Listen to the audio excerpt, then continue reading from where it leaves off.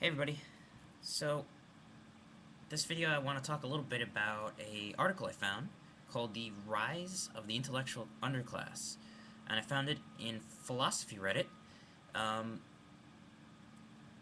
okay, so I only have one quote from here. But to sum it up before I quote it, the article is talking about current shifts in universities where professors are no longer tenured 30, teaching for 30 years a very elite um, status or class of professor. They get paid a lot to talk, to write books, to be at a university, and they're kind of considered the intellectual elites. But there's a whole new class now. One reason is due to the economy of adjunct professors, and adjunct professors are basically newbies, I guess you could say. They don't have tenure.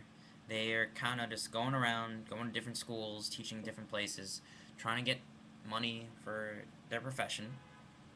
Um, and I guess you could say that the knowledge that they're dispersing and that they have is very decentralized. It's sporadic. It's wherever the job leads them. It's um, it's basically what I'm going to be getting into because it'll be nearly impossible to get a guaranteed professor. Um, it's going to be really tough to teach in these times. A lot of universities aren't looking for professors. They're cutting back. They're only hiring adjuncts. So it's going to be difficult to get a full professor status type job in this economy, which is fine. It's just the way it is right now. It's just hard times. But because of these hard times, most teachers are becoming adjunct professors. They're not hiring, you know, long-term, high-paying professors anymore because universities can't hold on. They can't pay for that. So we have this sort of decentralized swarm of professors with many different subjects going around teaching.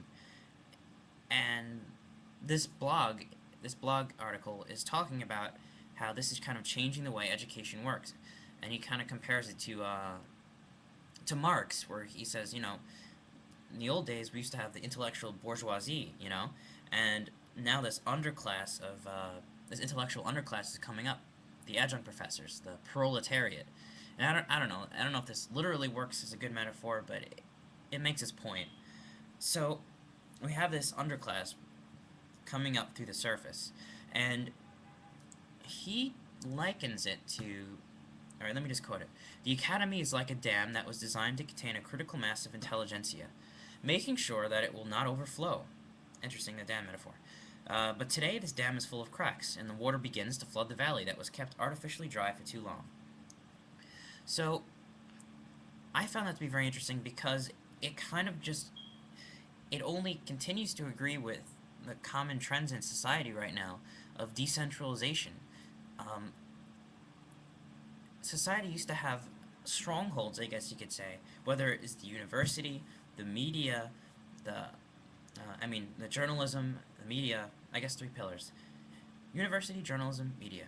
And one of the final pillars is, of course, government and economy. They're all very centralized. They have that dam built around them, in which professionals can work within that dam and are protected, and the knowledge is kept within. So the authority of journalism was once, protected by journalists. It was seen as a good thing. We gave them the power because we believe that they are good. Now, they've sort of lost credibility over the years, and with the rise of new technology such as the internet, blogging has become a massive phenomenon which is rivaling journalism, and it will soon probably take over. Journalism will become much more decentralized than it is now. The same thing happened to the media industry. Um, and mainly because the internet is decentralized, it links people together, it gives us the tools that once were only available to the elite, quote unquote. Um, so, the same thing's happening with universities.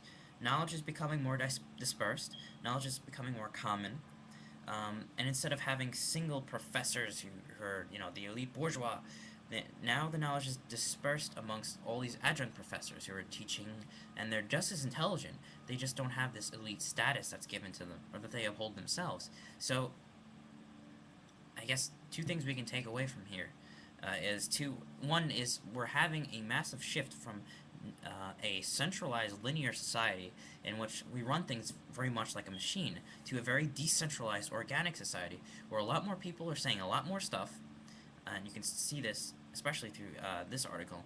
The dam is breaking, the knowledge is spreading everywhere, and two, it really shows that, I mean, from a philosophical perspective, really we only give things meaning. Things are only authoritative if we make them authoritative. Things are only powerful and influential if we allow them to be so. I guess you could say the grip of the mind that gives things power. You know, so we're seeing power in more so ourselves, and we're having more confidence that we can think for ourselves, and so on and so forth. Society is becoming much more networked and linked together, and it's spilling over. Um, I guess you could say this economic crisis is because not not not only because, but certainly has something to do with the general trend or shift of society from one paradigm, very centralized, linear, containing knowledge, to one that is dispersing knowledge to everybody, networked and nonlinear and decentralized. And an economic policy which is very centralized can't really support these great shifts and actually is becoming, I guess you could say, it's decaying. So there's a few factors as to why we're in economic crisis right now. One is because of the great decay in the ability of seeing ahead of time, the ability to foresee that society is becoming decentralized, and also the I guess you could say the corruption, because people don't want this centralized thing anymore. People want more authority and power in their hands. So we're seeing this general shift between centralized to decentralized, and it's affecting economy, it's affecting the educational system. So this intellectual underclass, quote unquote, isn't really anything unique, I guess you could say. It's a common trend happening in society today, and it's very interesting. I mean, I'm sure we can interpret it like this right now, but it seems like people don't see that bigger picture, not as much, because this guy didn't even link it to the rest of the bigger changes in society. This blog, I just find that interesting. It's like it's happening naturally without us needing to think about it. We're just sort of playing our parts in a way. I just find this very interesting because it's happening in many different fields, and but I guess as a sociologist, that's what we do. We kind of try to see big patterns. I don't know. It's just interesting. So share your thoughts, your ideas, and would like to hear some comments about this. Thanks for listening.